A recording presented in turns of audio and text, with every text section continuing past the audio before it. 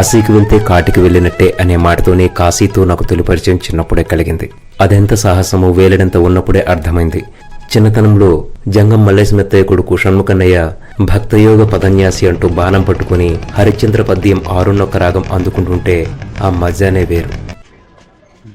ఆయన కాశీని దర్శించి చచ్చిపోవాలనే పెద్దల మాటలు, కాశీ ఎంత గొప్పదో అర్థమైంది. కానీ నాకు తెలిసిన ఒక కుటుంబం వెళ్ళి వచ్చారని తెలియగానే అమ్మో అనుకుని మనం ఎప్పటికైనా వెళ్ళగలమా అని ఆలోచిస్తుండేవాడిని. కాలం మారింది, అష్టకష్టాలు కాస్త సుఖ ప్రయాణాలయ్యాయి. అలా మనకు కాశీ వెళ్లే భాగ్యం దక్కింది. కానీ అడుగు పెట్టగానే షాక్ తగిలింది. అసలేంటే షాక్? మనం చిన్నప్పటి నుంచి వినే కాశీకి, ప్రత్యక్షంగా చూసే కాశీకి తేడా ఏంటి? అసలు ఇప్పుడు ఎలా ఉంది? ఎవరు చూపని ఆ విశేషాలేంటి? అదే ఈనాటి కాశీ విశ్వరూప కథనం.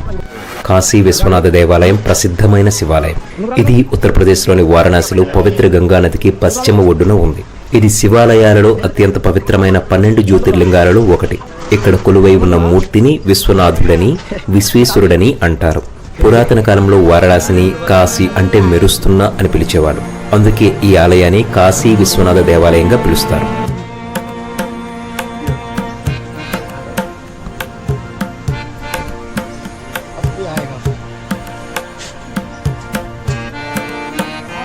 విశ్వనాథుని దర్శనానికి ఇవే దారులు. వేకువజాము నుంచి దాదాపు మధ్యాహ్నం 2 గంటల వరకు కిక్కిరిసిపోయి ఉంటాయి. తరువాత 1-2 గంటల పాటు శాంతించి మళ్లీ 4 నుంచి భక్తులతో షూరు.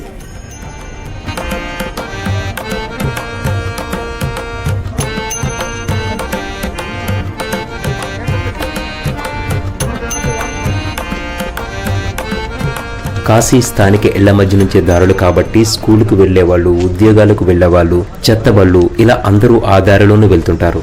ఇంత జనాల్లో బళ్ళు ఎలా వెళ్తాయి అనుకోకండి. ఇక్కడది సాధారణ దృశ్యం.